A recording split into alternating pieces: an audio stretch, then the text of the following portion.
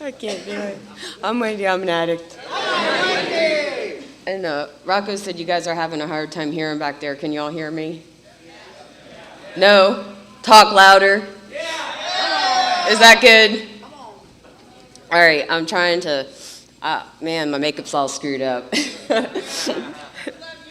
I asked Craig to be nice because sometimes, he jokes around a little bit too much, but I didn't think he was going to make me cry tonight. Is that? Don't pay attention. Is it good? Can you hear me? Is it good? Right. You can, so it doesn't matter if anybody else can. No, but seriously, for someone to be able to say that I myself am an example of a loyal person is like mind blowing to me, man. It's like this recovery thing has been such a journey, and I never thought that I would be at a place where I had these attributes. Sometimes I am amazed by the way I've changed since I've been coming around here.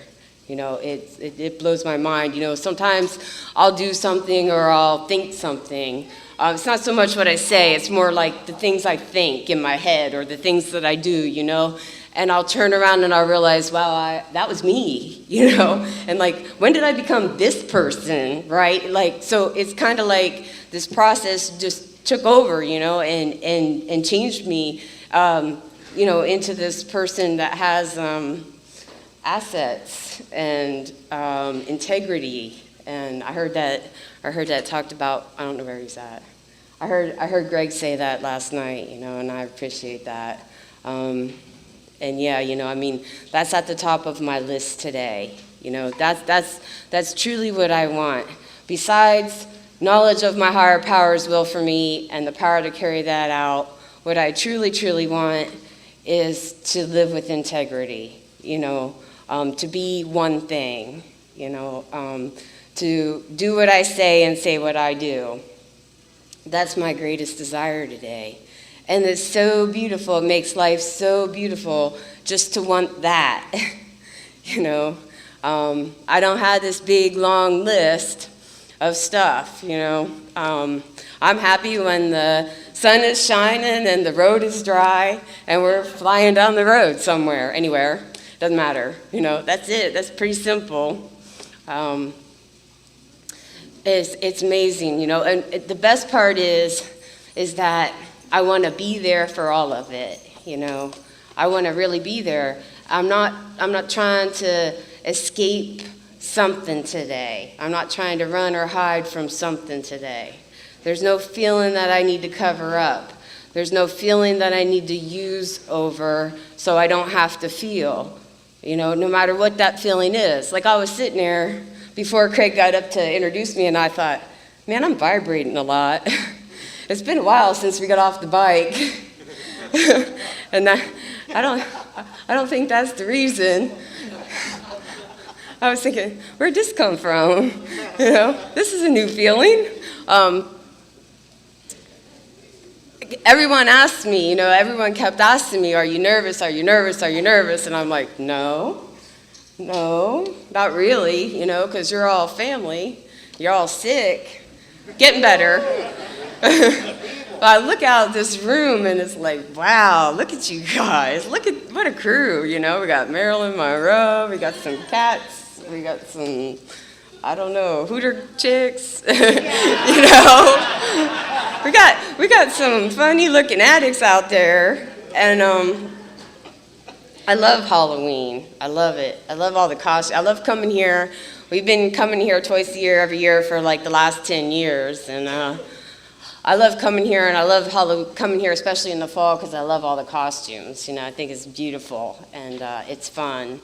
And I don't know, if I didn't know that I had come to the end of the road, so to speak, while I was out there using, if I didn't know that before I got here, once I got here and I seen all you guys, I figured it out really quick. I figured it out. If I ended up with you all, there's no place left to go, you know.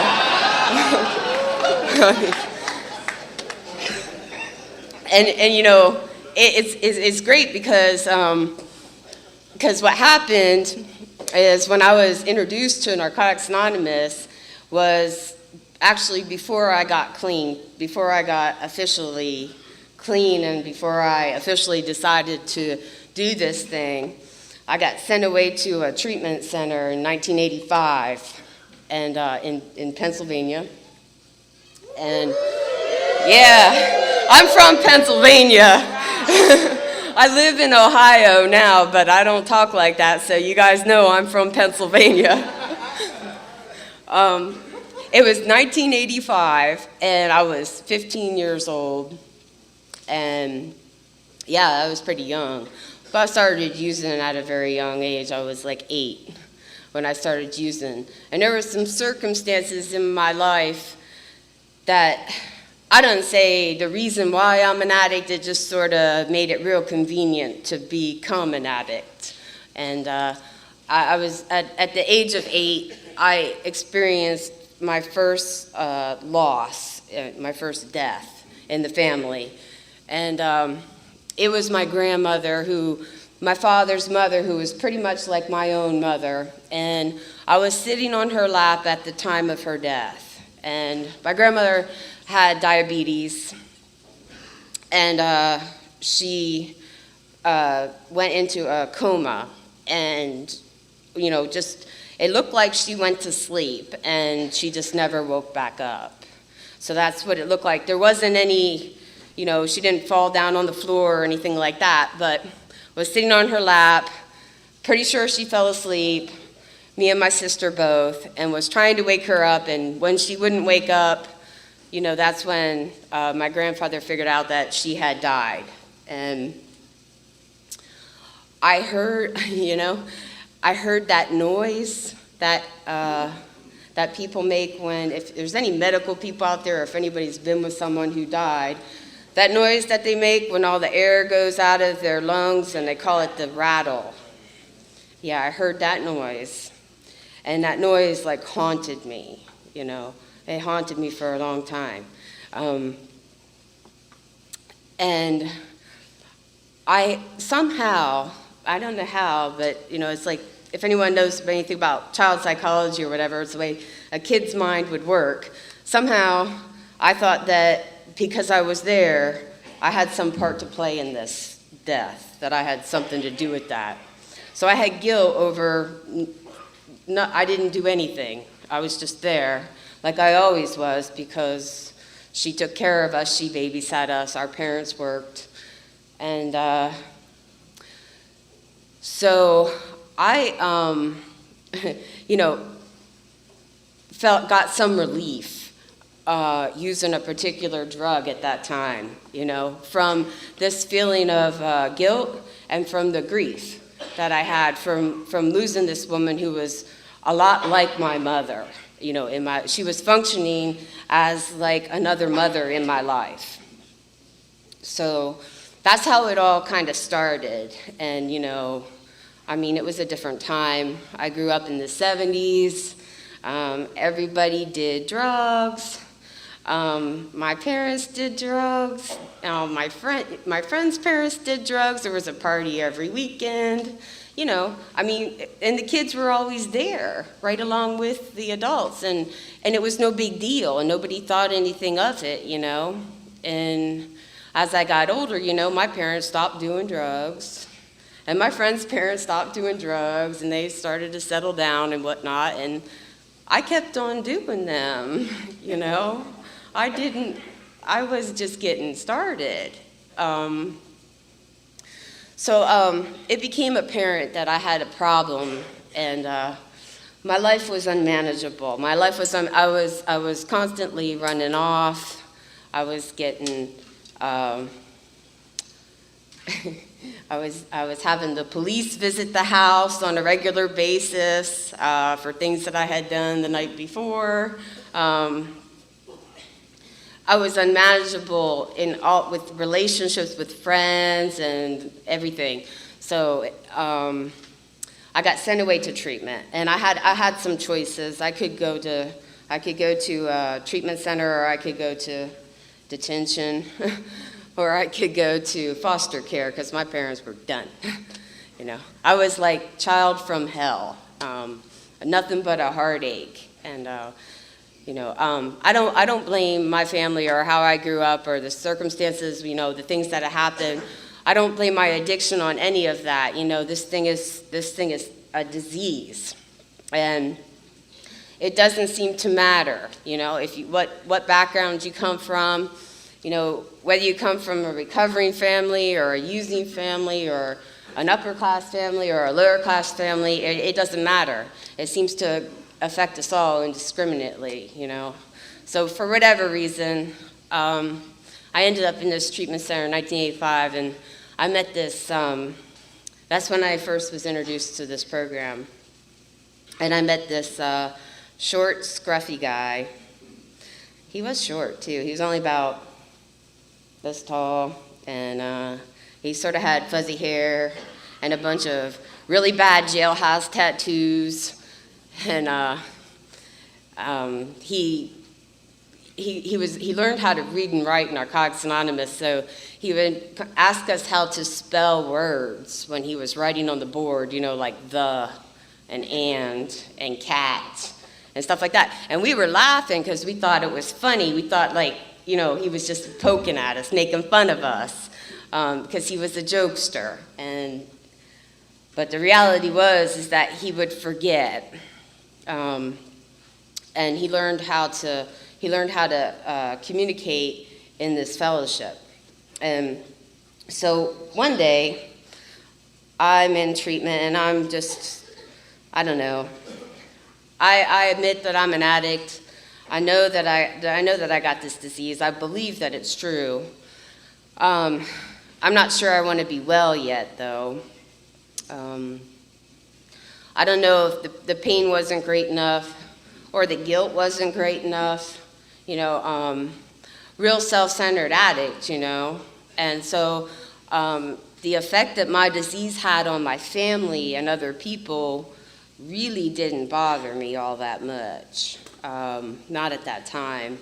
I kind of blamed the unmanageability of my life on everybody else, So I come out one day into this hall, and a main meeting hall. I was in this place for 42 days, and there was about 30 or 40 of us in there, and all of us were under 18 years old, okay? So I think this is really cool because nowadays, there's a whole bunch of young people in Narcotics Anonymous. But back then, even though we were trying to get clean, we weren't making it, because when I got out, there wasn't very many young people at the meetings. Not my age, I was the baby, right? There's some of you here tonight. I love you guys, Kelly and Chris. I love you guys. But anyway, not where, you guys didn't live where I was living at the time, but you were out there. So I come out one day, I'm getting back to the story. I come out one day to the main room, and I sit down, and I'm not feeling it that day, I'm not really feeling like doing what I got to do that day to get through the program without getting any hassles, So my hair's all over the place. I got some grungy shirt on and some sweatpants and stuff, and I just sort of sit in a chair like I'm really not interested. And this scruffy-looking man comes over to me, and he gets right in my face, and he said, "Get your dead ass up, go back in your room, take a shower, change your clothes, brush your hair, and come back out here looking like you at least give a little bit of shit about yourself." And I'm like, wow, I didn't know what to say. I didn't know what to do. So I just did it. I just went ahead and did that. I hadn't been talked to like that before. So I did that, and as I was doing that, I was changing and dressing in my room. I was thinking, this guy's really scary because he can see inside my head, right? Like, how did he know that I hate myself? I didn't tell him. So I figured it out.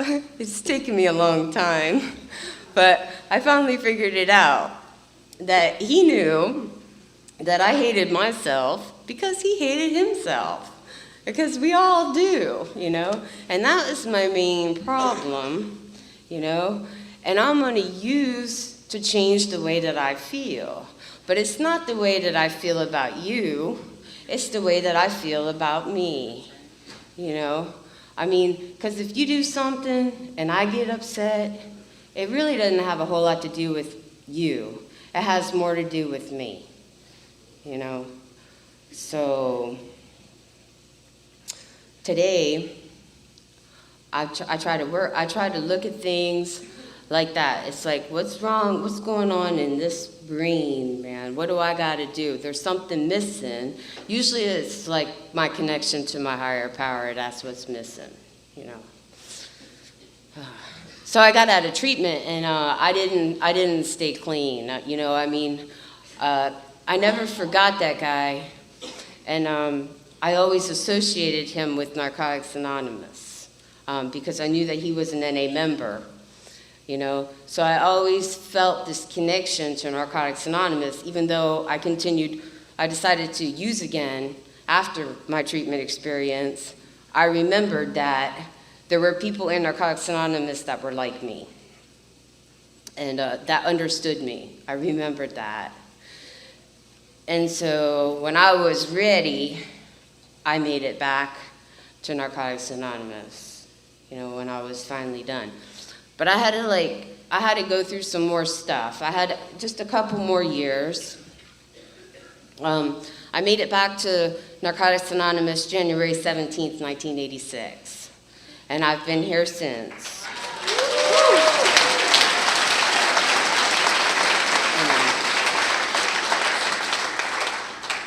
And people will say, like, I'm supposed to talk to the newcomer, so I hope that I am talking to the newcomer and not trying to impress the old timer. That's what Anchovy told me earlier. So I hope that I'm doing that. So the thing is that when I came back to Narcotics Anonymous, I had to be at the place where I couldn't see any other options. It was no place left to go. Nowhere to run, nowhere to hide. It was really happening, just like the song. There was nothing left. I had no friends to stay with because their parents didn't want me there because I was a bad influence. I had my own family was just done, just get out.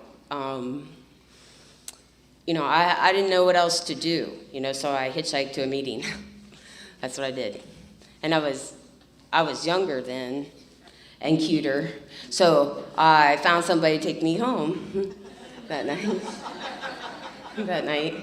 And I did that, and I had a place to stay for a little while. And I don't judge nobody, they say, like, you hear all this talk about, like, how you should treat the newcomer and, the 13 steppers, and watch out for that, and give the newcomer a chance, keep your cock in your pants. I've seen t-shirts with that on, stuff like that, right? But I gotta tell you, for me, right, I think I fucked my way into recovery, because, like...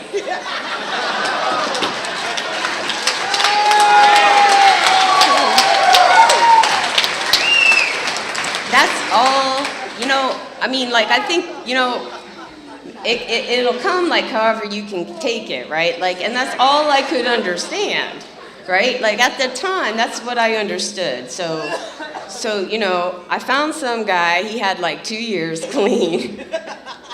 And I was just coming back. I had, like, half a day. And, he was gonna share with me the spiritual principles. Yeah, and it was a spiritual thing, and I'm not endorsing the 13th step or condone, but I don't judge people because I know that, for some addicts, that may be the only way they get here. That may be the only way that they're gonna make it. We all have to start somewhere, and I met women after that, and I got a sponsor, and I started working some steps, and I started to change, but that's how I got here, and and I don't know, it takes a lot more people out than it saves, but I was just one of those weird ones, but I try not to tell other people what to do, It's like all I can do is share my own experience, I got more out of working with my sponsor than I got out of that relationship. But I did not use, right? I stayed here and I got introduced to my first sponsor, not long after that. It turns out that this man was a really good dope fiend, and he told me what to say so that my parents would let me come back home, and they did. They let me come home. They let me finish school. So I graduated high school clean. Yeah.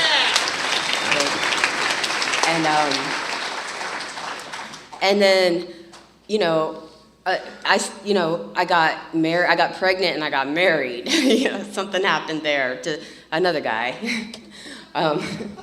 Yeah, that thing only lasted about 6 months. My first 6 months, but it was okay, I had a foundation by the time that was done, right? And I was ready to work this program. So I got married and I had a baby, and I got married because I was pregnant, and I don't know, man. I don't recommend that, I was 19 years old, and I didn't know what love was, and I thought I was doing the right thing. I had very good intentions, and I believed that I was doing the right thing because I was doing the adult responsible thing, and it was, I'm pregnant, so must be that we're supposed to get married and have this family, and he was also in recovery, and so we did that, and that marriage fell apart in about 4 years, and I didn't want to grow up, and I didn't want to be a mom, and I didn't want to be an adult, and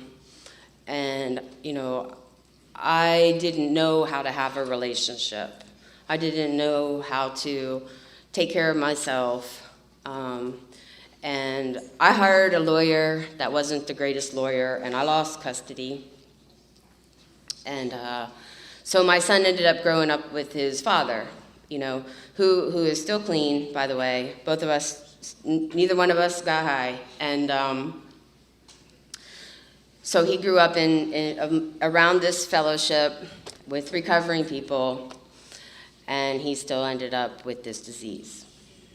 Okay, so, now he's 21, and he was clean for a little while, but now he's questioning whether or not he has this disease. So I know I can't tell anyone, that they're an addict. I just know from my experience that I have never ever seen anyone make it here by accident. Never ever.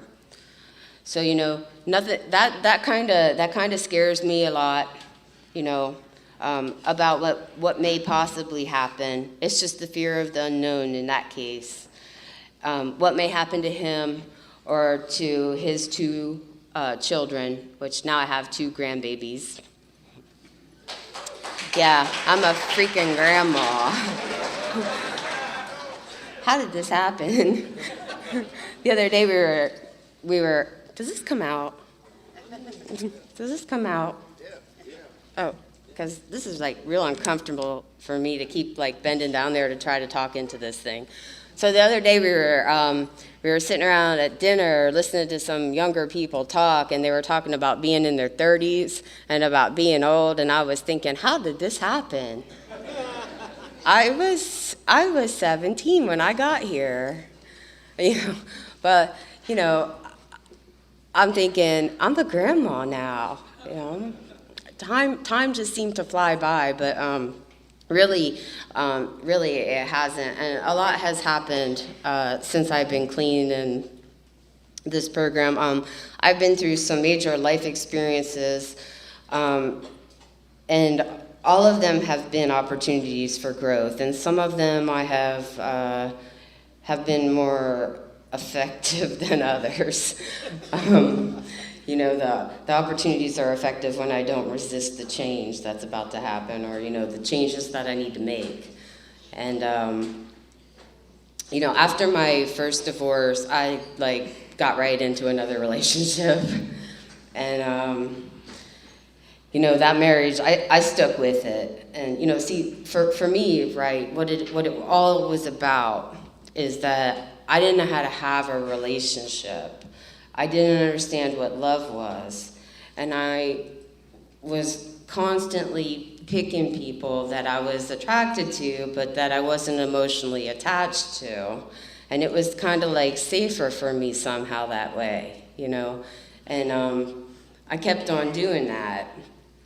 And so I didn't break that pattern until I actually got to the point where I could identify that pattern. And I think it was by accident, because I don't think I planned to do it. It just sort of happened. It came up and bit me on the ass. It wasn't that I was intentionally setting out to use these people, but that was the behavior. It was the same behavior that I had with the drugs. I was doing the same thing with the people, and not like I had some master plan, but that's what I did, man. It's like I used men like I used chemicals. Exactly. And, the first step to changing all that stuff was getting honest about it, and admitting that this is a defect. I need to surrender. And I'm grateful that I've had some really wonderful women in my life that have helped me see that pattern in myself and helped me begin to change that. And the first one was my first sponsor. May she rest in peace. Her name was Leslie H., and she was from New Jersey, but she lived in Pennsylvania, central Pennsylvania. Leslie had 15 years clean when she relapsed. She relapsed and she died from the virus. It was the early 80s, and she was diagnosed with HIV. Very fortunate woman. Her family had money, so I had access to the drugs and the treatments at the time, but she used. And I know what happened. I know what happened to her, and knowing what happened to her has helped save my life today. I know exactly what happened with her. She was very lonely. None of her relationships were working out. None of her relationships with men would ever work out. She was full of self-hatred. And she was a beautiful lady. She was beautiful in body and spirit, just beautiful. But couldn't let go of some stuff from the past that kept her hating herself, and it eventually killed her, and she used over loneliness, and that's why she's dead today, so what I'm doing is that I make sure that I don't get lonely, not just with my relationship with Craig, but I mean, you guys, right? She's the one that got me involved in service, and I stay around you guys, you know. I got involved in service early on. Back then, there wasn't very many meetings in my area, so we had to travel a lot. So we would do things as a group a lot, like out of town, go places. And that seemed to help form the bonds, you know, these friendships. And as far as service goes, there wasn't really enough people to fulfill all the positions. So you didn't have a choice whether or not you were going to volunteer to do something. When new people came in, we described them and said, okay, this is what you're going to do. You know, we just told them, and that's what happened to me. I was just told, you're going to go to this H&I meeting tonight. And then, yeah, and then was told area is at this time on Sunday and you need to be there. And I didn't know why. I didn't even know what area was. You know, but I just did it. You know, I just did it. And I didn't know why I was doing it either, you know, because it's not like I even really particularly liked you people. But, you know, I mean, I felt like you were my only hope. And, you know, it was like Art, the guy, the scruffy guy in the treatment center. His name was Art Q, and he's no longer with us. But he's always with me, you know. He's in my heart. Like I call him my spiritual father. And I wear this little frog patch on my vest, you know. And people ask me sometimes about what that little frog, this little cartoon thing, what that little frog means. And I have that little frog there because Art used to have this tattoo on his arm of this little frog that looked just like that. It was marking the spot of his last good vein. And the reason why that tattoo is important is because Art died because he was very ill, you know. He did not use, Art died clean. But he had heart problems, he had blood pressure, he had he had cancer, he had a lot of physical complications as a result of his addiction. He didn't get clean soon enough to live very long. So Art had come up on a situation where he had to have open heart surgery. And they, you know, the nurses struggled all the time to get blood from him, and he would always tell them, you got to hit the frog, because if you don't hit the frog, there's no chance in hell you're not getting a drop out of me, right? Well, he had to have open heart surgery, and he was afraid to go under the anesthetic because it would take him out of his mind, and he was afraid to put anything into his body that would take him out of his mind. So he told the doctor that he wasn't going to have the surgery that he desperately needed unless they would do it while he was awake with a local anesthetic. So he was in meetings sharing this stuff, and we told him he was crazy, which was an understatement. But, you know, we're like, look, man, you know, we know this is a program of total abstinence, but you don't got to be a martyr, right? It's okay, you know, you got to have the surgery. You're going to die without the surgery. You know, they're just going to put you under. You're going to come right back. It's all going to be okay. He refused to do it. He just wouldn't. And he forced the doctor to do that procedure with a local anesthetic because he put the doctor in a position that if he did not do it, he was letting him die. So the doctor did that, and, you know, we called him crazy or whatever, but he survived it.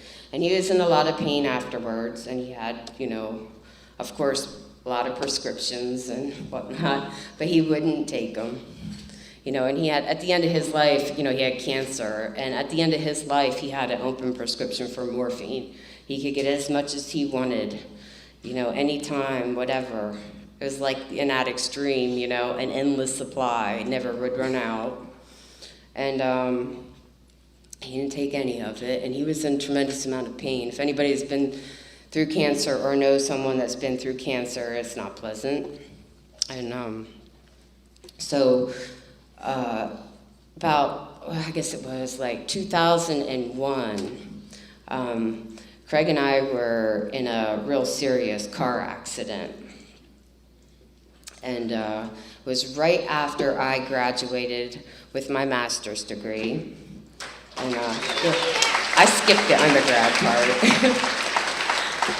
But that's how I met Craig, is I met him when we were in school together. So, in 1994, I met him at a meeting and figured out we were in the same classes.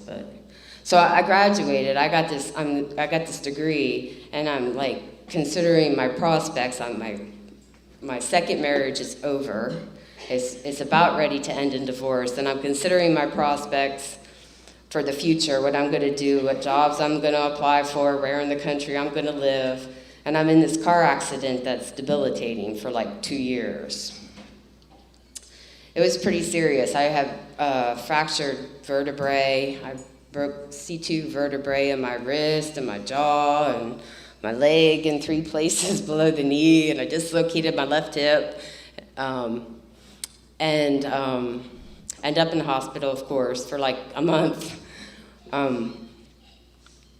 With my jaw wired shut and a halo and a feeding tube and all of that. And I was clean. And then I don't remember the first couple of days after the accident, but I remember the nurse coming into the room with the big tray. And I asked her what was on the tray, because it was time for my meds. I'm like, okay, what's on the tray? And when she started naming stuff off, she got to the Oxycontin. I said, I didn't think so. You need to get the doctor in here right now.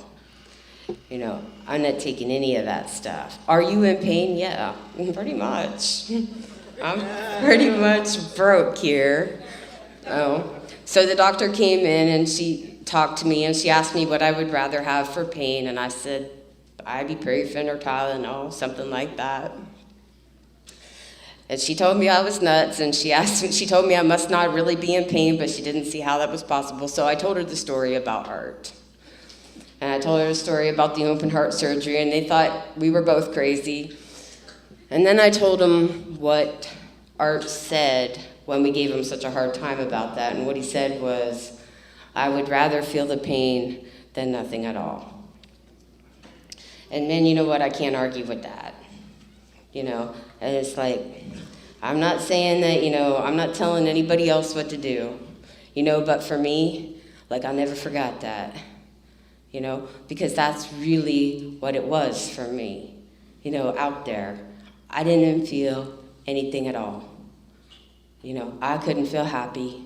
I didn't really feel sad.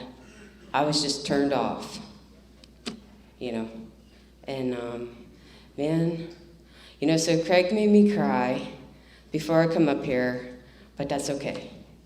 I'm all right with that, because I'm not turned off.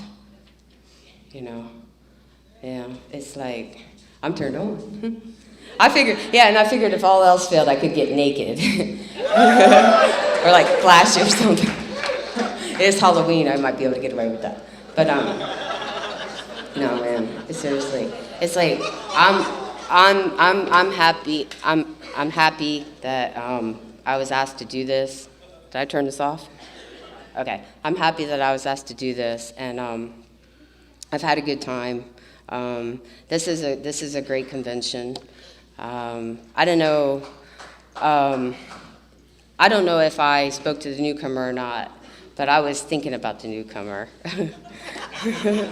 I was thinking about, but I'm also thinking about the old timer too, because I kind of am one, and the thing is, right, is like, I heard it said about, like, I don't like being put on a pedestal and stuff like that, and you know what, I can't really say that, because I do like that. I really do like that, put me up there, Actually, wait a minute, just let me float on up there by myself, I mean, to be honest, I like that. And, but the thing is, right, is that what I really want is I really want to be considered a still suffering addict, It's like, because, yeah, I have not used for 24 years, but I suffer with this disease. and I can feel the power of this disease. I got this awareness today that lets me know how strong this illness is. And I swear it wants me dead. It doesn't want me to open up my heart to you. It doesn't want me to hug you. It doesn't want me to share. It doesn't want me to stay clean. This disease wants me dead. I can feel it,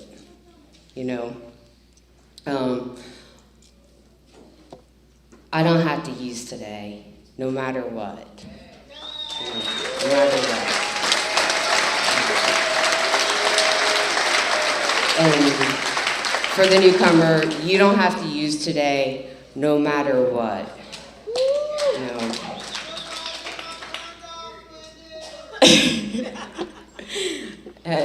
I love you, Robbie.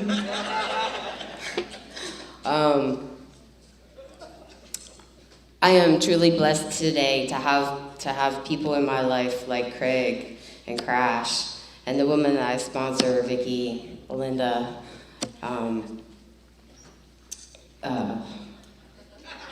Diane. I'm looking right at you.